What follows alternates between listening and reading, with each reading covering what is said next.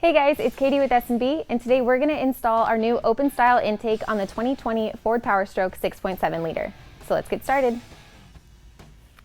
You're going to start by disconnecting the negative terminals on both batteries and the positive just on the passenger side. To disconnect the mass airflow sensor harness from the mass airflow sensor, push down on the white locking tab and pull out. Remove the rib push-in clip from the harness that's attached to the stock airbox.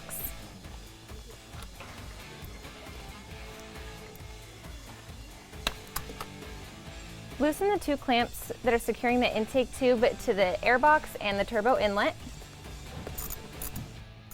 Once the clamps are loose, disconnect the coolant hose from the intake tube and remove the intake tube from the vehicle. In order to remove this front inlet, you're going to need to pull up the stem and remove the push rivet, and then it just pulls out. Using an 8mm socket and extender, you're going to want to take out that bolt that's securing the intake to the front grille.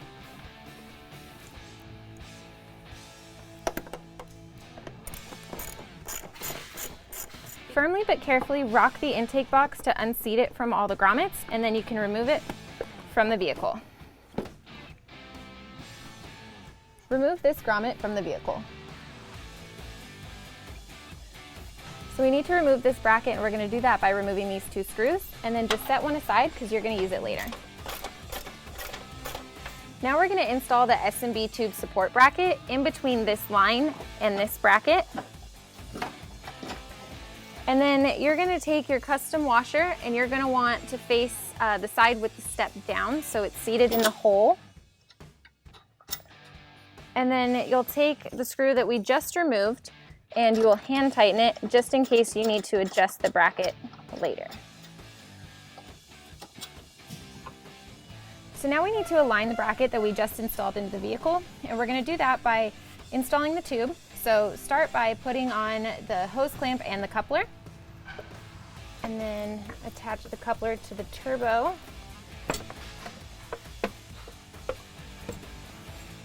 And make sure that it lines up. And then you can tighten the screw. Now that the intake tube is installed and the bracket's secured, make sure that the prong on the intake tube is fully seated in the grommets and that there is nothing rubbing on the tube. Once you've determined that everything fits correctly, we're now going to assemble the entire intake kit outside of the vehicle. Next, we're going to remove the mass airflow sensor from the stock airbox. When installing the intake tube into the air filter, you're going to want to make sure these two marks line up just to make sure that it's installed properly. And then you can tighten down the hose clamp. Now that you have the tube and the filter installed, loosely install the clamp onto the coupler. Install the MAF gasket, the MAF pad, and the mass airflow sensor into the intake tube, and then secure it down using the provided hardware. Now that you have a fully assembled intake, you can install it into the vehicle by pushing the coupler over the turbo inlet. And then you're going to push down on the tube to make sure that the prong is fully seated in the grommet. Now we're going to tighten the hose clamp on the turbo inlet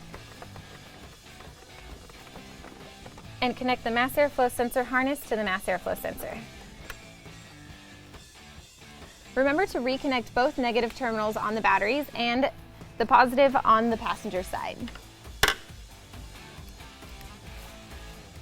So now that the installation is complete, you're going to want to take a look and make sure that the kit is properly positioned, as well as making sure all of the fasteners are secured. So this intake kit is going to flow 33.94% better than stock while still maintaining a 99.19% efficiency rating.